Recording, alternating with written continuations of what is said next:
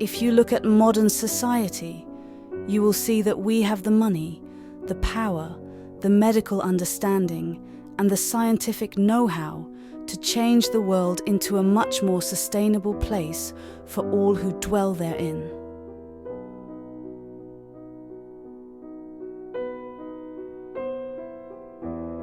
But these attributes have been placed in the hands of the least among us, the least compassionate, the least noble, the least visionary, and the least altruistic.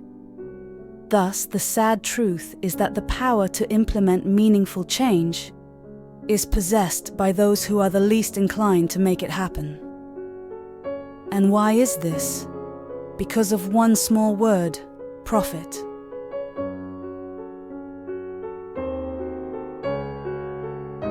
Alas, this is the one thing that is foremost in these despots' minds. Thus, instead of looking at how these technologies and breakthroughs will work to improve the environment or the lives of the people, their focus is on, firstly, how much it will cost, and secondly, how much profit it will make.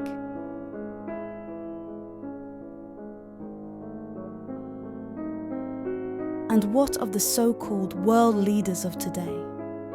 Well, most of them are in the back pocket of the very people that have a vested interest in maintaining the status quo, even to the bitter end. Any politician who makes any effort to change anything in a tangible way is soon removed from his or her position by any means, even by way of scandal or assassination.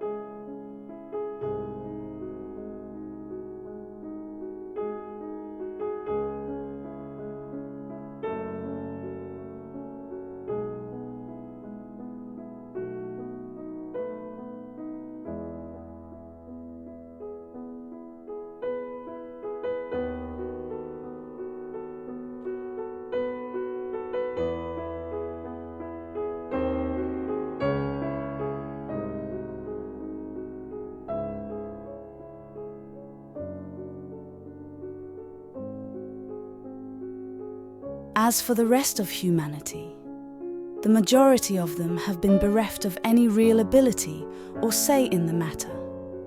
This is either because of fear of losing one's source of income, or merely because they are too busy worrying about where their next meal is going to come from, that they do not have the time to consider the problems facing the world and the environment today.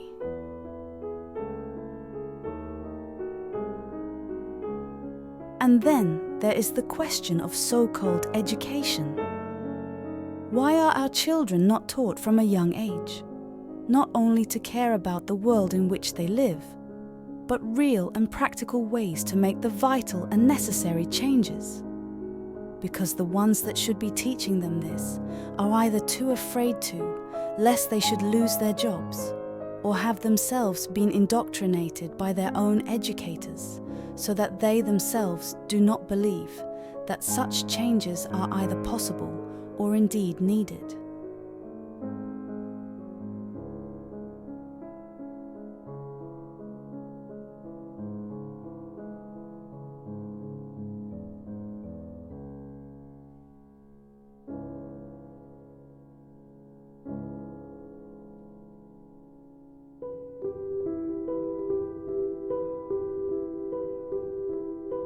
And so our world is now teetering on a precipice, and if we do not act, we will tumble over the edge to the ruin of us all and the destruction of life on earth as we know it.